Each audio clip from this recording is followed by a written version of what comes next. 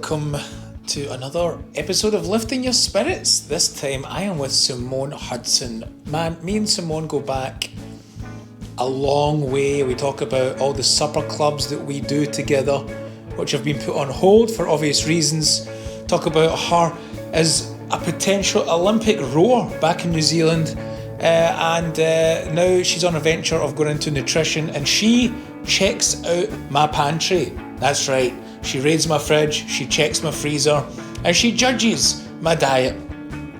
I also make her a lovely non-alcoholic gimlet, which you can make along with me. You can make it alcoholic if you want. She's pregnant, hence the non-alcoholism.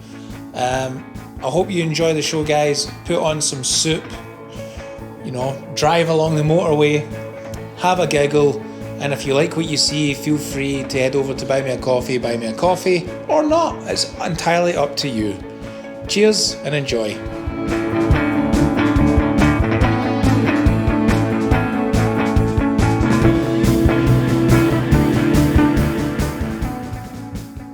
Hello everyone, and welcome to another episode of Lifting Your Spirits, where I show you how to make a cocktail for my guest who's waiting in the West Wings, and we're going to talk about life and all things great, and that's why you're here, because you know that happens.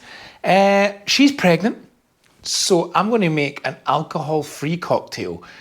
But what's really interesting these days is that there's a lot of this stuff about alcohol-free alcohol. It's kind of like alcohol-free gin. There's alcohol-free vodka, alcohol-free rum, and what they essentially do is distill the alcohol to a point where there's no more alcohol, and in the process they infuse it with flavour. So you can essentially get something that tastes like gin but doesn't have any of the alcohol content. I know, I don't get it either. I wouldn't do it, but for my pregnant pal over there, of course I'm going to do it. And for all you people in Alcoholics Anonymous that watch this and go, oh my God, man, I watch this to salivate at the cocktails that Chris Davis makes. Well, this is also for you as well. But the beautiful thing about using something like this is the cocktail that I'm going to show you, right, is called a Gimlet. And I'm going to make an alcohol-free version. And if you want to make the alcohol version at home, you just have to add normal gin. Now, a Gimlet is a super, it's quite a diverse cocktail. You can make it with vodka, you can make it with rum. It's commonly most known with gin, and it's from 1950s. So quite a new cocktail in comparison to the ones that we usually do here at the Wandering Barman or Lifting Your Spirits. Now, a Gimlet basically consists of two ingredients, right? Gin and lime juice, and usually Rosie's lime juice. That's like a kind of lime cordial, so very sweet and very citrus, but we're going to try and create our own lime cordial for this drink, okay? And it's not so complicated, but I'm going to basically show you how it's done, right? What we want to do is add about, first of all, 10 mils of sugar. I'm just going to keep that there at the side. Then we're going to go in with 10 mils of fresh pressed lime juice, and then we're going to go in with some 3 dashes of orange bitters. Now, you have to constantly keep adding stuff and tasting stuff, and the taste that we're looking for is tartness, that flavour at the back and the sides of the mouth. So we're close. In fact, we're almost there. What I want to do is just add in one more dash of orange bitters. I feel that the orange bitters, they kind of bring a more balanced flavour to it. It's not just sugar and lime that you're working with. See, I lost it again. So we're going to add a tiny wee bit of lime juice again. That's it. That's the tartness that we have. And then what I want to do is add the gin element, in this case the non-alcoholic gin, and we go in with 50 mils. You know the score, always the good stuff. Nice, cloudy.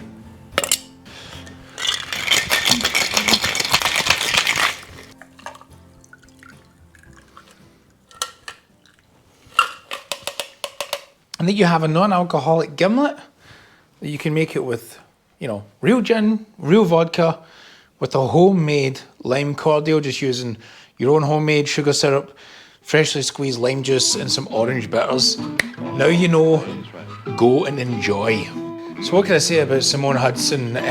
We do supper clubs all over this city. She's one of the best cooks, chefs I know. She's a great comedian, and she's also just about to pop a baby outside her. Hiya, Simone Hudson. Hi. Cheers. Where can I get myself a drink? Hiya, Simone. Hey. Hiya. How you doing, man? I'm good. Yeah? Yeah. You're about to pop? Yes. Okay, man. You've couple got weeks. like 2 weeks to go or something? Yeah, get it out. Get it out. That's why I made you the alcohol-free cocktail. Yes, What delicious. do you think of it? It's, I'm as always, I'm open to criticism. Oh my. That's so good. Yeah? That's like, It should... well, I haven't had gin tonic for a while, obviously, or gin gimlet. Gimlet, that's right, yeah. But it's really nice. Yeah, it's really, it's a bit more acidic. Yeah. Yeah, which I like. Yeah, it should be kind of like tarty and acidic-y. It should be like... But sweet at the end. Aye, totally. And you will know all about taste because you are... I've tasted your cocktails. You are one of the best cooks, chef. What do you call it? Cook, chef? I can call myself a chef. Yeah. And It took me a long time to get there to call myself a chef. so how is it? Is there a hierarchy there? No, I just didn't feel good enough, I think, Right. and I wouldn't learn as a chef. I wasn't didn't go to chefing school, Yeah, right. and so I think that I thought, oh no, I can't yet call myself a chef. I haven't had as many years. Some people jump into cooking and just go, I'm a chef, and I'm like, Yeah. but that's just my own confidence of I had to do 6-7 years, and then was like, oh no, I'm a chef. Well, because the thing is, when you do 6, 7, 8 years of working in a kitchen, it's graft. Yeah. It's not easy. So when you come out there, it's 15-hour days. Yeah. And when you come out the other side of that, and someone says, "Oh no, you're not a chef. You didn't go to school." You're like, "Wait a minute, man. Yeah. I done 8 years working in several kitchens, learning so many different skills. Yeah. I pretty much done the same as you going to school for 3 years." I know, and I worked with some people when I first started, and they'd gone to chefing school, and they were just all about speed, and they weren't really about flavour and look and things like that. And I was lucky to work with someone else that was all about the look and the flavour and cared more about that. So I kind of viewed well, what is chefing school really for? Just knife skills, Yeah, So I totally. kind of didn't think that I didn't want to go down that route. Instead, I just worked in different places and yeah, it's about also teaching yourself and pushing yourself with recipes. So I like to create different things and ideas because that's just what I like to do. Well, your recipes are Go a bit far. your recipes are out of this world, man. But you very much think outside the box. We've done supper clubs, CNS Supper Club. Hello, all the fans that are watching. We haven't, unfortunately, been able to do one for the past, over a year now. Corona shite. But we'll get back. But Yeah, we used to do them. We would do them. For those of you that don't know, we would do them once a month. Yeah. And it was just amazing, man. You would cook a 4-course meal, and I would do cocktails to match those flavours. And it was always a kind of really circular process in that as soon as we stopped, as soon as we'd finished one supper club, a week later, we'd meet up in a cafe and we'd be like, right, let's get planning for the next one. Yeah. Because it would take quite a while to get the flavours together, infuse different things. You would test out your dishes in your own place and the places that you worked. I would test out the cocktails where I was working, and with cocktails it can sometimes take a bit longer because you have to infuse stuff that takes 10 days, 2 weeks, sometimes 2 days. You do some crazy ice or something. Some crazy ice, yeah. Or foams or something like that. Oh man, that was so good That's learning. fun, yeah. That was a great We learning kind of push process. each other, yeah. I Yeah. think that's a really good thing, especially when you work in a partnership with someone, just to feed each other's inspiration and kind of push levels. So yeah, We've had fun with that. Yeah. Do you, we still. I'd love to do it again once it Oh opens mate, up. it's Yeah. totally going to happen. Someone We else to could look do. after I the wonder baby. if we could do. I wonder if we could do like a toddler version, right? We could do. Yeah. This isn't something I would be pleased with doing. However, when things cosmically change for you in 2 weeks, which you're against, you don't think. So I think things are going to cosmically change for Simone in 2 weeks. Simone is dead against it. She's like, I'm not changing. No. I'm not going to change as a person, No. man. I'm thinking we do a supper club. It's an addition. It's an addition, which is good, yeah. We do a supper club for babies. So baby food version. You do 4-course baby food, and I do 4-course like testing the milk bottles. So I'm behind the bar, like put it on my wrist and like, oh, that's too hot, and try to do like different flavors of breast milk or some shit. That would be I don't know. tasting all the different. Yeah, that'd be weird. Yeah. That'd be Oh, very, that's a good one. that'd be very hashtag me too. Okay, can you all just line up your breasts and I'll just taste if it's all right? Terrible.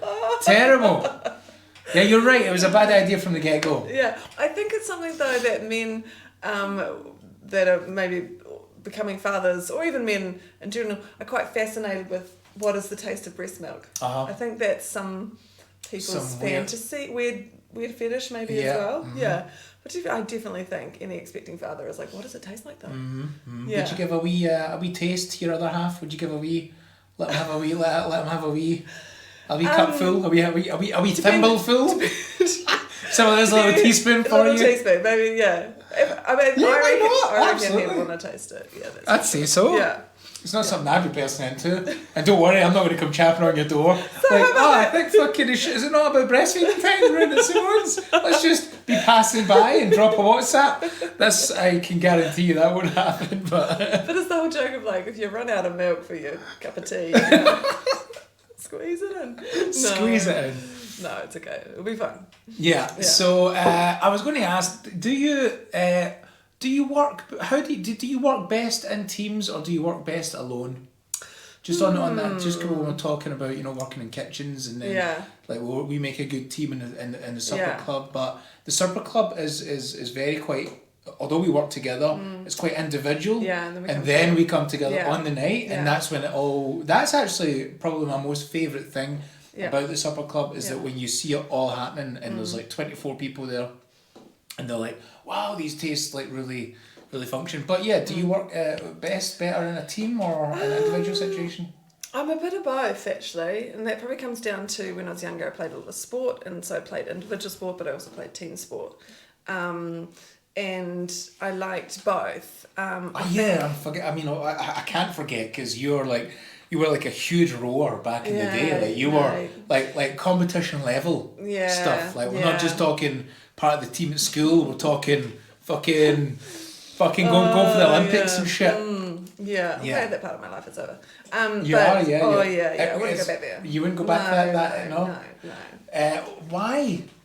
The discipline or the... No, just didn't enjoy the last 2 professional years. I think I really enjoyed it when it wasn't professional. And then when it went professional, it just was I don't know, it just wasn't a very good culture. Maybe it was there in a wrong timing or whatever. Okay. It just wasn't healthy. You're in one little small town, you have to go there to train in this team.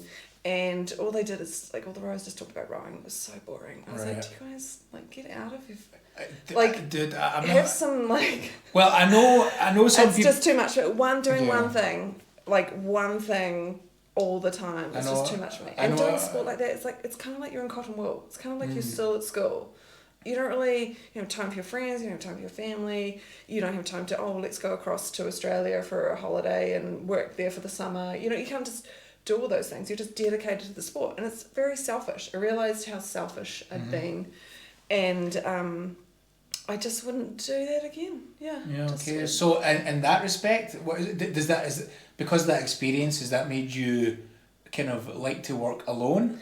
No. Okay. So I had to be in this woman's 8, which was horrific.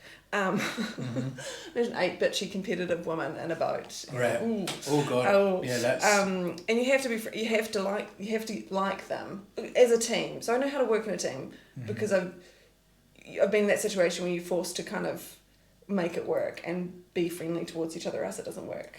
Right? So I'd say I like to work on my own, because when anything happens or anything goes wrong, all I can do is blame myself. But when you're in a team, there is a funness about being in a team. So I've worked in cafes or restaurants where you've just got this awesome vibe, and it just depends who you're working with. It really does. Dictates how you enjoy it and how you work as a team. So if you've got people that really like to work as a team, like I remember, the first place I worked was like in this boutique cinema, and they had a restaurant. Get a little pen here. Yeah. You know, the ideas. Okay, the ideas go, and then you forget a question. You're like, shit. Okay. I worked in this boutique cinema, and they had a restaurant, and people would pile in for a meal before they go to the cinema. It was quite special, and so you had this rush. And so it was a small kitchen, but me and another colleague would be working, and we'd just like pump it out. Someone would be on the cold side, someone would be on the hot side, and it was just so much fun. And especially when you like your colleague, and you just work together so well, and it's all about communication, and then you finish the night and have a beer, and you're just like, yeah, we nailed it. You know, I miss that. I miss that kind of rush. And so that's why whenever we do the supper clubs, they're quite stressful.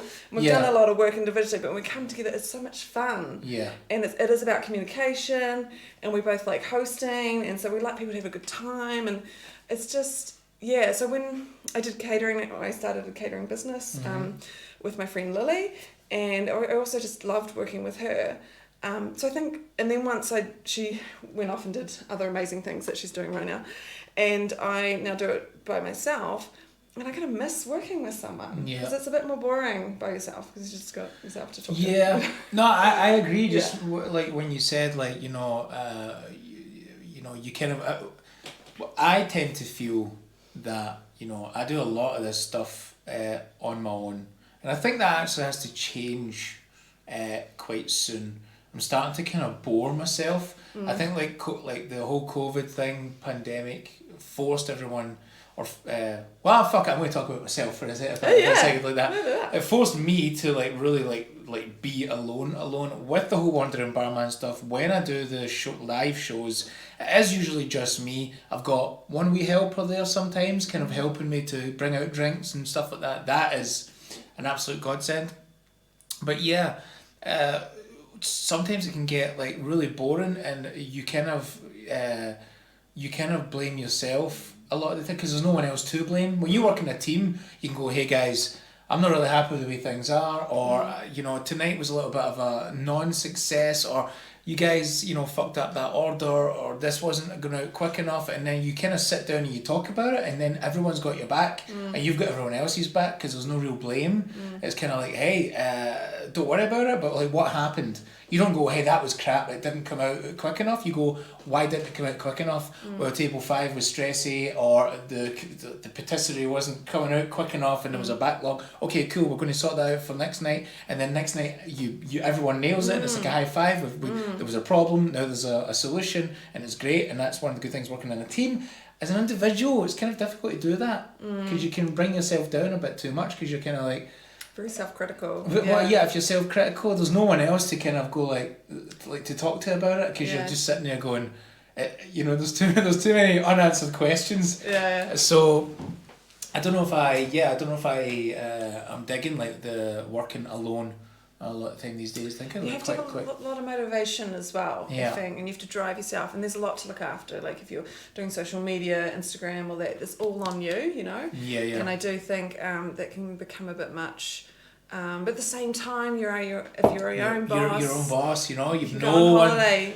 So that's why catch-22. There's no one else to rely on. Yeah. But there's no one else relying on you. Yeah. And you just do your own thing. You're not answerable to anyone. Yeah. You know, I do the cocktails that I want, the jokes that I want. I perform where I want, when I want. Yeah. It's quite a liberating, you know, like, you know, individualistic experience. Yeah. But at the same time, sometimes, you can be like, where is everyone? Let's do this together. And everyone's like, nah, you want to do it on your own? Go. And you're like, oh. I think as well, if you're like a people person, I think you're a people person. I'd say I'm a people person. And so sometimes, we miss that kind of fun with people, and sometimes it's not so great just like sitting in a bar on your own, you know, like creating cocktails for everyone. It's good to have 2 or 3 people there, 4 people, like, hey, especially if you're tired and you don't feel like that you're you have to push yourself to kind of bring a nice positive vibe or a nice hello, kind of thing. That's hard when you're on your own. I think if you have someone else to bring the energy up. Do you know what I always find as well? Like sometimes I think about like, or maybe I should just go and like work in a team somewhere, right? Mm. But see, when you work on your own for so long, right, and you'll know this through catering, you can nail like fucking 20 jobs at once. Yeah. Right? And if you go into like a team of these like, I don't know, new age kind of Google people who are just sitting like that and they have these like 10 team meetings a day, like what do we do next? And you're in a team of like 20 people and they go, yeah, can you just like send an email? This is really important. Can you send like a couple of emails to this and get that sorted? It's done within 10 minutes. Yeah. And they're like, whoa, dude, slow down, man. Go chill on one of the beanbags we've got, or go to the vending machine, or go play some table tennis, or go chill out on social media or something like that. I'm like, nah, I can't. I need to just like, I've got this list of stuff that needs to get done, and. But I think that's also actually the corporate world versus hands-on world, kind of practical jobs, because I do feel like, I don't know, I've never worked in the corporate world, but some people have told me. I mean, I'm literally pulling that like hypothetical experience out my ass. I've never worked in a thing, but I can imagine that's entirely what it's like. Yes, I know someone that had to slow down their productivity because they're too fast. Right. Yeah, and then it doesn't come off well with the other workers. Aye. Can you imagine that mentality No. in a kitchen or a bar? Yeah, no. Hey, slow down, man, with the drinks, mate. Slow down. Why are you People giving have to wait. Yeah. What's this, man? Fucking what? We want the bad reviews, yeah? Yeah, it doesn't make any sense whatsoever. Yeah, man.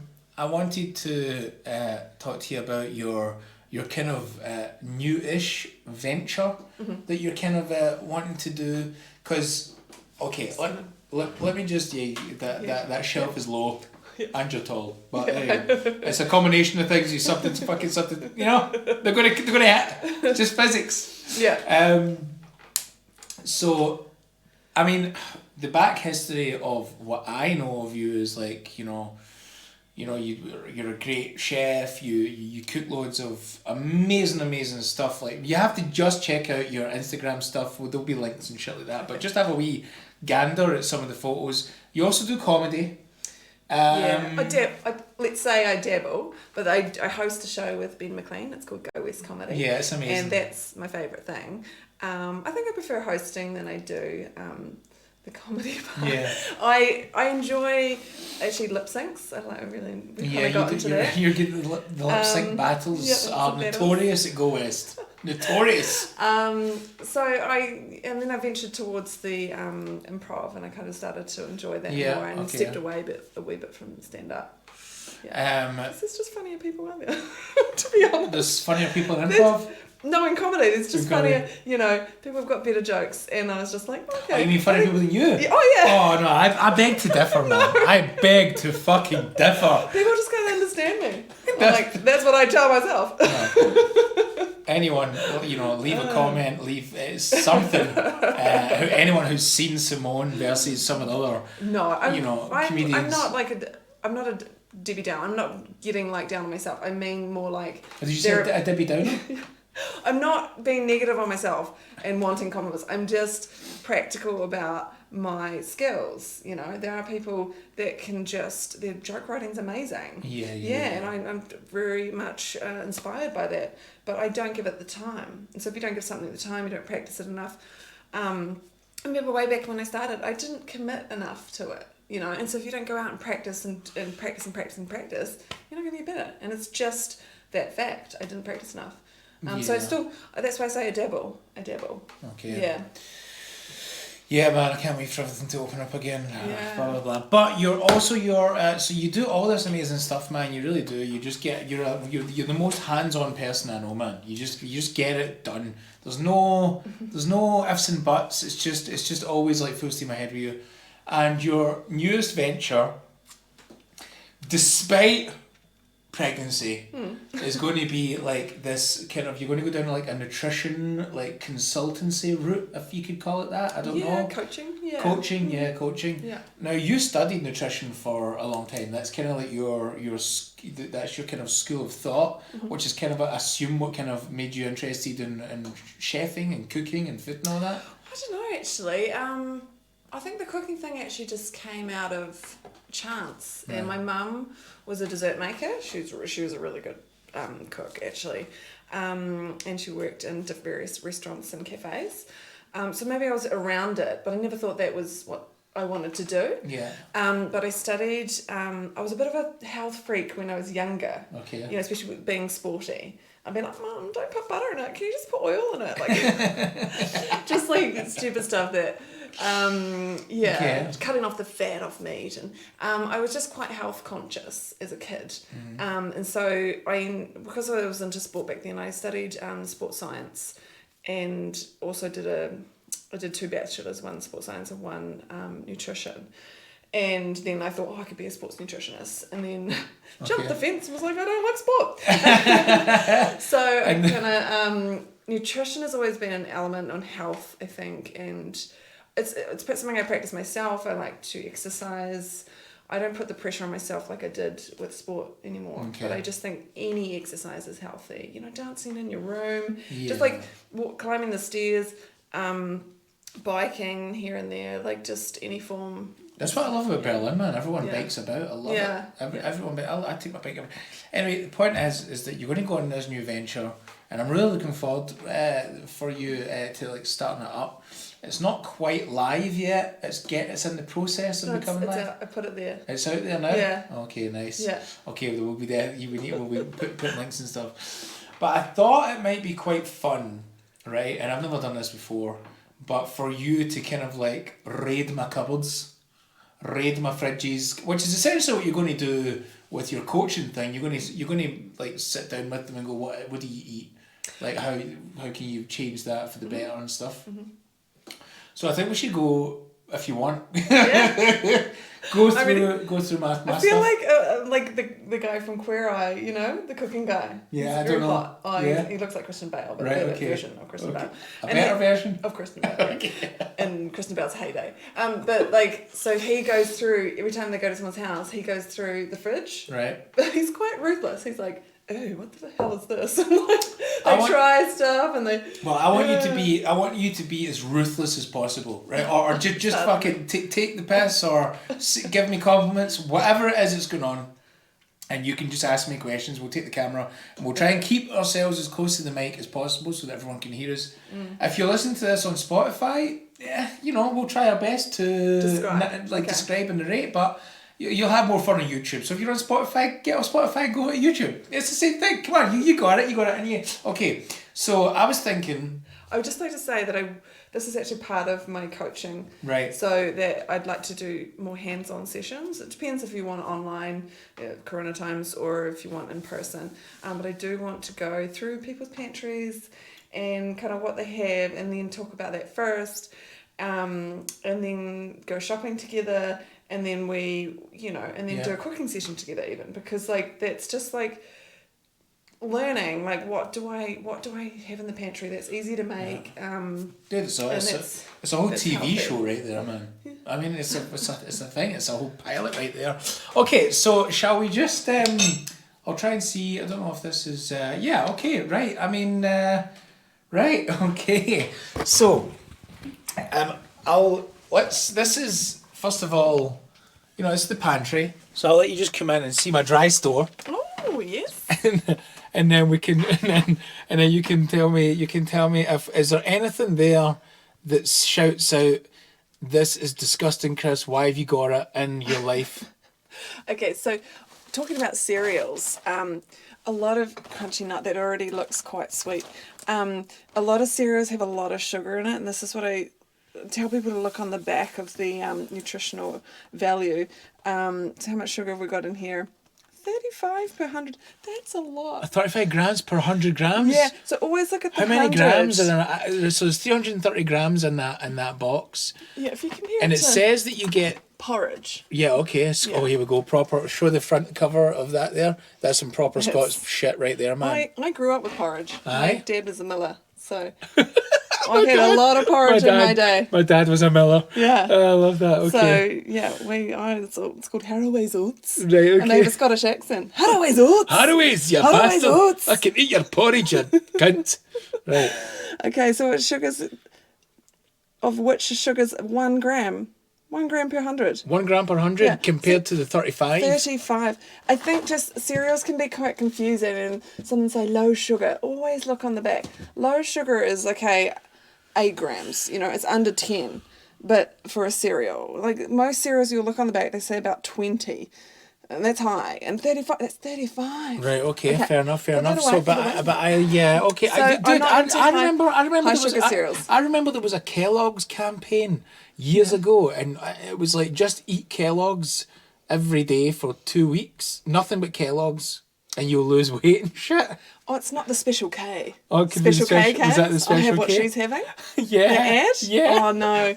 Yeah, I think because they put some fibre in it, and I don't know. No, not that into that. What else? So you got some pasta. I've got some pasta. You've got some full corn pasta here. Yeah. That's always good. It's always good to go more full corn or gluten. Actually, you can get some really good gluten-free pastas. Depends how your stomach handles the gluten. Oh, mine doesn't handle it so well, so I've gravitated towards gluten-free pasta. Okay. It's just the same. It's actually brilliant. All right, I hear you. So you got some vegan mayo. We've got some Hellman's vegan mayo. I mean, I was thinking tonight actually of making like tuna sweet corn pasta with tuna mayonnaise sweet corn pasta. Yeah, that's good. Yeah. I mean, pasta's a little bit. Tuna is you got the proteins there, and got some omega-3s and 6s.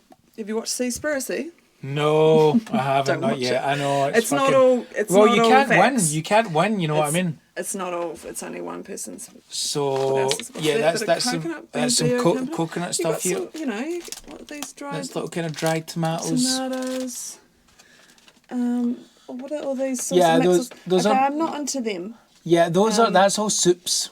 Oh, they're all soups. Yeah, but also I'd rather just make my own. But those are. You know what happens? Sometimes you go to the supermarket and you're like, you know what?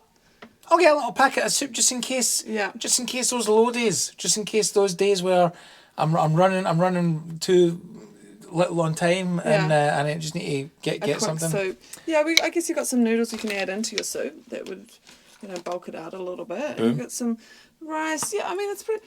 Some chippies up here. There's This some is your chippies. little naughty. This is my little naughty. This is my little naughty bit. Oh, do you know what? I believe that there's a time and place for treats. You can't just not have treats. Okay. It's all about moderating those treats, and not having them all the time. So if you have a pack of chips a night, it's a bit much. I've got my vegan heifer milk. Yeah, I totally are into the getting off the dairy. Okay. Just because a lot of people with sinus problems, it's actually I do really feel like it somehow relates to dairy. Not somehow. Okay. For me as well, it clogs me up. My brioche buns, not the best. Brioche? Brioche, sorry, full of butter. Okay, well, I think, it's fine. It's fine. It's just that the white flour thing. That's going to bulk you up. Yeah. Okay. I mean, I really like to buy breads that are more like sourdough, and you can find them more and more in supermarkets. They're, bio flour or more like sauerteig. Okay. They're just a bit more healthier. Okay, fair enough. What do you think of my big beast and pan that I bought? That's amazing. This one. Yeah. Here? No, this one. Oh, this big. Oh, that's one of the big. fish one. One of the big old. The heavy steel ones. Anyway, okay, right. In the fridge. Let's get yourself down there, and I'll just we can both get it. Okay, what we got here? All right. Wow. It's always good to have a few condiments like pesto. Yeah, we've got some pesto there that could be stuck to the back, with frozenness. But I've got a little feta cheese here. Sometimes putting that in the oven. Or in your pasta salad. A little bit of pasta salad. Again, this is what the Ziegen and Schaf's milk. I definitely gravitate more towards those cheeses because I find that it's easier to digest than the cow milk. Right. But everyone's different on that. So, cheeses are a great source of protein, even B12. So, I think that might be nearly out of date. I need to use that quick. Okay. Hummus. I always like to have hummus on hand. Hummus, because I've got hummus, open the little crisp drawer down there. The little what do you call it? That one. Got my got some peppers. Yeah, so you to kind of get some the action peppers in. That's the thing. A great snack during the day. Hummus with some Kiwi word, capsicum. Peppers, paprika. Yeah. Paprika, we call them Paprikas. capsicum. You could have some carrots and you just dip that in the... So like veggies as a snack is a really good idea. It's funny how everyone has essentially You've like just got condiments in here. one of these fucking look at this. That's like your biggest shelf, condiments. Dude, that's just I can't just eat that. And look at this shelf right here. The condiments. Yeah, I'll shout out to Crazy Bastard Sauce. Food in here to kind of talk about. Bacon. Yeah, got bacon. Okay, bacon and eggs. You've got breakfast. I've got my bacon and eggs, man. That's usually how my brioche buns are used. Okay. Get like a brioche bun with some fried egg and bacon on it. It's Okay. just it's heart attack waiting to happen. But you know what, Simone? Sometimes a heart attack is what you need to give you I've got a little kick in life. Instead of Put the things bread, into perspective. you could have a potato rosti. You could just grate up a potato, put that in the pan. Ah, we've talked about this. Yeah. It's just like thinking of a different way. Okay. Or maybe some zucchini, grate that up, add an egg to it and make it a little patty, zucchini patty. Okay. So there's ways to kind of like All right. get rid of that Okay, bread. man. Okay. There's nothing much to... There's nothing. I mean, I can't lie. There's No. there's What's not. in here? Pineapple. That's pineapple. Yeah. Delicious. It's I won't lie. I have to be honest with you, Simone. It's old pineapple. Okay. So I wouldn't really open that. But okay. Now, I want you to just like we're going to have a look in this thing. Not everyone has a deep freeze freezer. Pretty cool. But I want you just to have a wee look in there and tell me what you think. What are these? Yeah, this is a lot of kind of Gas Smart 5 oven ready stuff. This is Käsekraten. yeah, it's like little crickets that are filled with cheesy stuff. I mean, this is a Jamie Oliver moment, isn't it? When he went to help Yeah. the children at the English schools. Yeah, totally. Oh, momos though, that's Yeah, yum. those are good. Okay, Those are banging. That's great. Yeah, those are banging. Fish fingers. Look, is it real fish? Is it real fish? That's the question, Simone. I don't know if it is. I don't think it ever has been. You got some chicken there. That's Some fine. chicken legs there. Yeah, that's great. We've got some mince. Got some mincemeat. I'm going to make my bolognese. Yeah, that's fine. Some more dumplings. Yeah, great. Leek-filled dumplings. Just leek. Just leek. Okay, yeah, you just leek. That's it. Prawns. Yeah, beeston that's prawns. great. Those look good, huh? These are, I got them from the Asian shop or I something. did. They're the Exactly. best. She knows what she's talking about. Okay. So, I mean, these are all great things to have on hand. I'm going to make a, I don't know, Spanish pil, or I'm going to chuck them into a risotto, or I'm going to make something Asian, pizza. Look, Yeah, I've got a couple of pizzas in there. I mean, Look, I know they're easy, right? It's also quite easy to make them yourself. I know. Yeah. Or maybe buy a vegetarian one and pimp it up with more veggies. Yes. That does happen from time to time. Yeah. This is all kind of, it's that emergency food stuff, you know what I mean? Some more fish? Okay. A bit of fish, I do I'm like down a bit for of fish, Yeah. This is reasonable. I thought I was going to find in here like all sorts, like hash browns or... Okay, this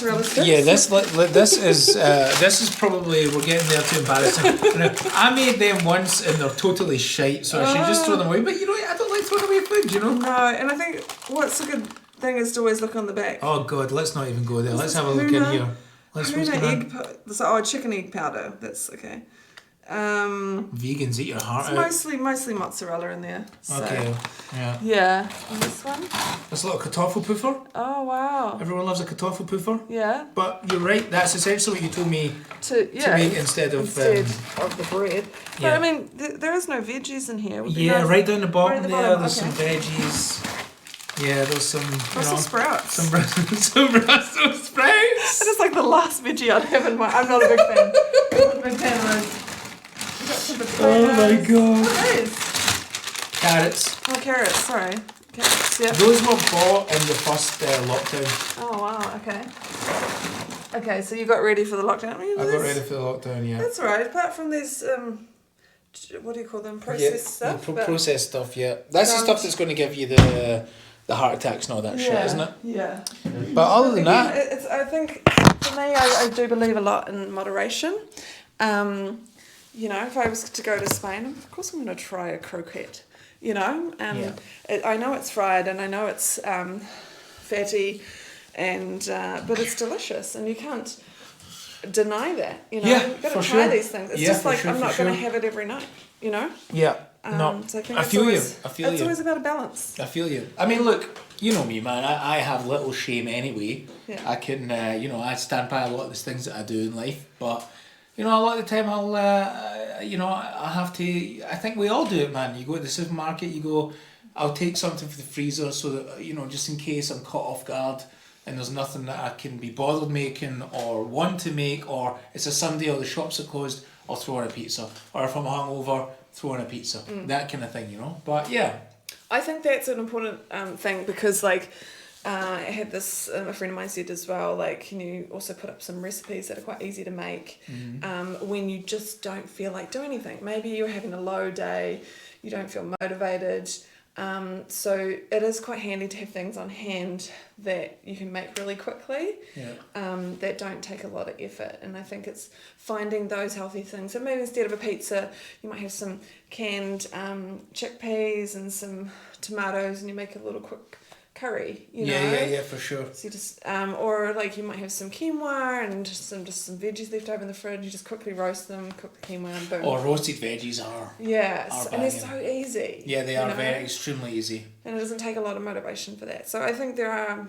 I do like to bring mental health into things, because like when I think about nutrition, you have to think about everything, because it's also, are you sleeping well? Because that affects your nutrition. Are you exercising? Do you have mental health issues that may impact it as well? Yeah. What else? Do you have children? Like, how stressed are you? Do you have time? Like, time is a huge thing. Yeah. That's why people gravitate towards convenience foods, like, fish fingers or whatever. Yeah, for sure. So it's just about finding that something else that's also convenient, but it's out of real food, know? Yeah. That was cool. I enjoyed that. I've never moved about. You don't have a lot to, critique, actually. You've got 2 packs of sugar I saw in there. Yeah, but that's from a syrups. Oh, it's for your syrups. We can do that one. Work-based. Cocktail-based. And he's got a bowl of fruit over there. I've got a bowl of fruit, so I've got frozen strawberries, and I do my frozen strawberries. Oh, the smoothie. Yeah, frozen strawberry, banana, and then the hafermilk. Nice. About a squeeze of honey. Yeah. And then, that's usually how I start my day. Yeah, I'm all for like smoothies in the morning, especially ginger. You whack some ginger in there. Because it just really, it gets your, I don't know, for me, it gets my gut moving. It gets me regular. I usually have a big coffee for that. Oh, okay, yeah. A big coffee just flushes it all right out, ready to start that day. Don't get caught off guard on your bike, especially these days. There's nowhere to go to do a big shite. No. If you're out and about, you know what I mean? Yeah, being pregnant, actually, there's been many a pee behind a tree. And many people, because you have to go a bit more, and you can't go anywhere. Cut short. Yeah, it's quite a panic. Yeah. Do you ever? What's your tactic in between 2 cars, or? No, I've only done that once. I wasn't pregnant. I never realised that this was like a thing. This is like apparently like a thing that like women between the 2 cars. Well, it's don't even. That's when you're desperate, Yeah. And when you're drinking, well, and it's dark, doesn't matter where you do it, really. That's true. Well, because men can do it anywhere. Why can't women? That's true. I mean, we say it anywhere. We're not winning. It's not like we're pissing in playgrounds and shit. No. I mean, we find a corner, but there is way more opportunity for guys to piss in games. That is a definite truth. Yeah, and it's just annoying. But anyway, moving on. Yeah, totally. Is there anything? This is usually the time, the little tight part of the show where I kind of ask if you've got anything that you would like to ask me.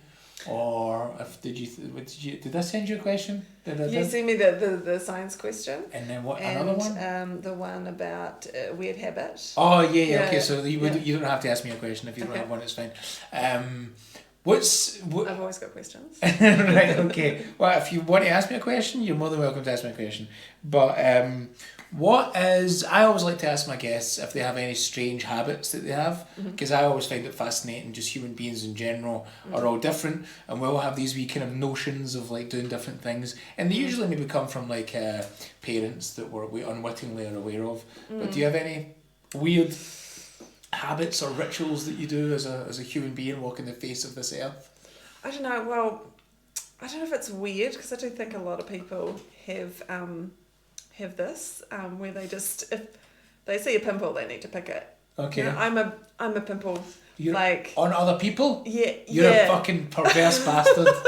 You're a perverse individual. Like my partner who I live with, you know, then pimple squeezer, right? I really like that. Yeah. I mean, it's invoking images. Yeah, but another thing is I've got like a little gap in between my teeth. Do you? Yeah, and sometimes I'll squirt water in between it. It's a little weird thing, and because if things get stuck, then I have to squirt water.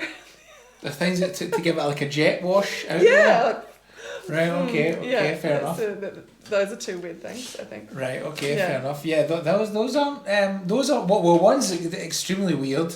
But I don't know if it's weird, because nothing is weird, right? Nothing is like too kind of like, oh my god, you do that. Yeah. That doesn't exist, you know? No. There's like so many weird things that happen in this world. You squeezing someone else's spot. I actually think it's a very common fetish or something. Yeah, a lot of people have it like a... It's not, but you wouldn't say it was a fetish, would you? No, I don't get you like... wouldn't like I don't get... you don't get like aroused by it, or no. like... It wouldn't be like... No. It wouldn't be like in the bedroom, like, let me squeeze your pimple. No, yeah. Oh! No, no, because, you know, there actually are some doctors that actually do it professionally and then put it online. Like there's actual... You are fetish. No, I changed my mind. No, you are fetish. No, I don't. You've looked this up. I was gonna say I don't watch You've that. Looked it up, mate. That's I don't too believe far. you. No, people told me about it. There's people that video doing it, and I'm like, it's too gross. Yeah. So that's my limit. I can. I love how we've went from like, you know, we've swiftly went from like people at home genuinely salivating and thinking like, oh, that's delicious what she's saying. That sounds like something that I could eat, and then it's just boom, I want to squeeze spots. Sorry, that was more of an Australian accent, but I kind of felt it was fitting. It does sound like something Australians might, you know, have no shame in saying. Oh, I squeeze spots. I fucking squeeze spots all over you, mate. Yeah. Yeah. Fucking make a kartoffelpuffer. Zits. Yeah, zits.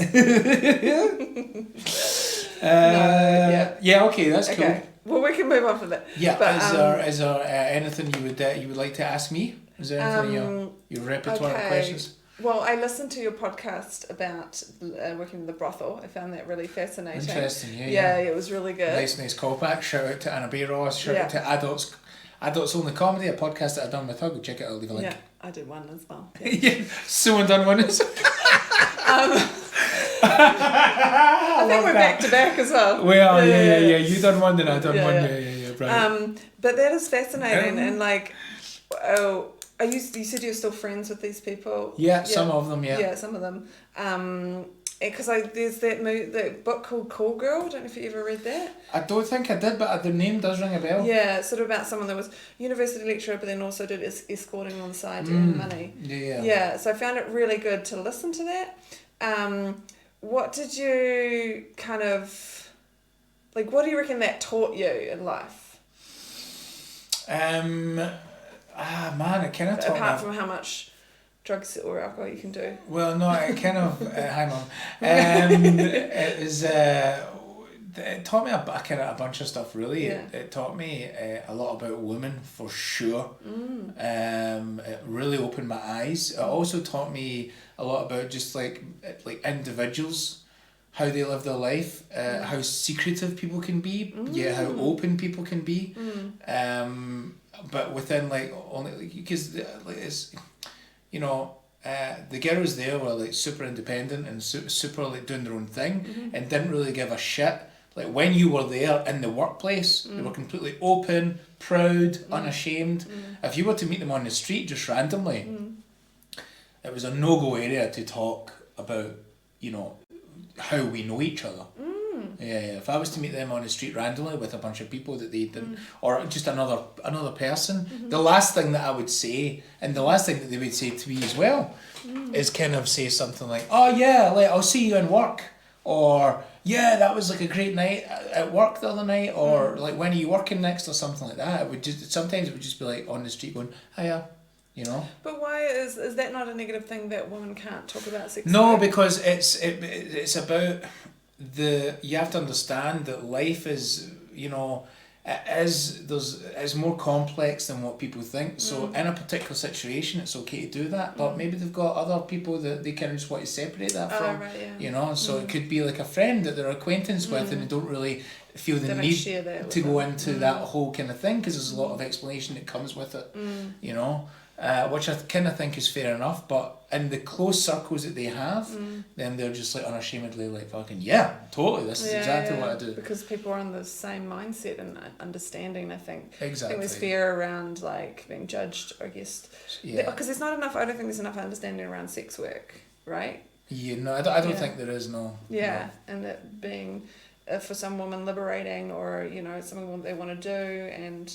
You know, yeah, for sure. But just like it's just you know, it was insightful in that, you know, you can't paint everyone with the same brush, and that also comes under this you know, this notion that, you know, there'll be some people that work in the sex industry that are totally fine with it. There'll be others that are totally fine with it in a particular environment, and other environments not. So you can't just be like, hey, you're a sex worker, so you're this totally independent feminist, you know, and they're like, yeah, but not right now. I'm talking to someone that I just got to know like a couple of weeks ago, and I kind of want to have that, you know, that separation, or I'm not ready to talk to them about that yet, and you can't just come in and say, well, I thought you were like fucking, in work you seem to be all like open-minded and free and like, you know. That's really interesting. So that gave me an insight into that, and also like the way that they worked. If you listen to the podcast or whatever, it was very interesting. Very briefly, it was very interesting to me that they rarely had sex. They just convinced a bunch of rich guys to buy them a bunch of champagne so that they could get the commission. They'd go upstairs and they would, you know, basically drug them so that they would stay awake but not have sex and still get the commission for the room. Yeah, that was the hustle. That was what they were interested in. That was where the skill was. The skill wasn't like how many ducks can you sick and how many you know, how many dicks can you suck in an evening or something like that. Far from it. So far from that was the reality of the situation, you know. That's awesome. Yeah. It is pretty, so it was pretty eye-opening. And then you saw a few douchebags, I guess, as well. The guys that would come in. A few. They were all douchebags. Actually, that's not really fair. 99% of them were douchebags. I remember there was like this one guy who would just come in and he was just rich and single, and his thing was just having sex with hookers and being in brothels and that whole environment. You know, I mean, there's fair play. You know, he wants something, there's a service for it. He's not hurting anyone. And then you've got like guys who are coming in, you know, clearly married and all that kind of stuff, and hiding and all that, and that's just a side of life that I'm not interested in. This kind of like dishonesty, this kind of like, you know, yeah. You know, they've got like the pacifier, the dummy, you know, the kid's dummy in the pocket, and they're like pulling it out to get their money out and stuff, and you're just like, oh come on, dude, you know. But and all in all, man, you know, it was quite an enlightening experience to see them, and a lot of them have like totally went on to do their own thing, like become lawyers and doctors. That's amazing. Yeah. All right, man. I think unless there's anything you want to talk about before we go, anything that's on your mind, anything you want to tell the people, and specifically anything you wanted to talk about in a podcast. No, just I find gut health really interesting. Gut health. How's your gut? My gut? Yeah. My gut's pretty strong. Pretty good. Yeah. Okay. Yeah. It's just a huge. I don't have any. I've never had any like stomach problems really. Or have you had real bad food poisoning or like No, maybe you're once. really lucky. Okay. Once or twice. I think it's a huge area that over the last 10, 15 years has become actually more, people are more like, oh yes, it's real. Before then it was just like, no, it's not, no, there's no science to show that. And now it's like, no, there is. How much the gut impacts on your whole body. Okay. So then in Germany, I think, I went to this doctor once, they called it the second brain. So it's quite commonly called the second brain. Okay. It's because you contain all these microbes in your stomach that help break down your food and are therefore, they work in tune with your immune system. So if your gut bacteria are not doing so well, then it's going to impact on your immune system. I get sick a lot, you know? Oh. Yeah. So people often will always think, oh, you've just got a crap immune system, you know, but it's all actually tied in with these microbes in your microbiome, they call it. So I did a little paper on it last year and just really enjoyed it, and it's been something that I've been sort of trying to research myself as well, because I got like salmonella years ago. Yeah, man, this affected you in a huge way. Yeah, it really ripped up my stomach. I couldn't handle dairy after that, actually. I actually used to eat and drink, like sit down with a pint of milk after school. Down it. I used to do that a lot. Yeah, and so I couldn't handle dairy, I think even gluten. I went to an allergy doctor. There's quite a few here in Germany. There is a sort of naturopathy thing here in Germany as well, homeopathy kind of, which is nice. But like, and she was like, it happens when if you get really a bug like that, you can like Campylobacter or something like that. Your whole system can shift because you've like killed a lot of good bacteria in there, right? Right, okay. So your microbiome has changed because all these bad bacteria come in and got rid of them. So I don't know. I just think it's also very important towards nutrition. How good is that, and how stable is it? And also there's evidence coming out of like how it affects your mental health, and they're saying that maybe your gut microbiome is creating or affecting your anxiety and depression. Interesting. Yeah. What you eat is what you think or what you feel and stuff. And not just it's the bacteria, because we're made up of like we've got genes, right, in all our cells, and these micro like bacteria, viruses, they all have genes as well, and there are way more of them. So we've got like 2 to 10 trillion or million genes versus 20,000 of our genes. Yeah. So weigh that up, you know what I mean? Like we're actually more similar on individuals because of our bacterias than we are with our own genes. Okay, so look out for. I mean that was a free nutritional coaching right there, man. Just talking about the gut. I don't know. I find look after your second brain. I just think the gut is very important, and you know, I had a time where I was like getting sick over winter, like 2 winters in a row, and it was really weird for me to get sick so easily. And I think it was and stress impacts your gut as well. Yeah. So it was all these things that my gut wasn't great. So I started, you know, making my own kombucha. I took myself off sugar, you know, and sort of white flour and sort of these processed foods, because that's what the bad bacteria really like to eat. Yeah. So you need raw food and fibers and things like that to get the good stuff. Veggies, raw food and fibers. Yeah, fibers. I mean, veggies contain a lot of warm-up. Okay. Especially green leafy veggies. Green leafy veggies. Green leafy veggies. I like the way you say that, green leafy veggies. That's like a warm-up for if you're about to go on stage, you know, you need to warm up your tongue. Green leafy veggies. Green leafy veggies. Green leafy veggies.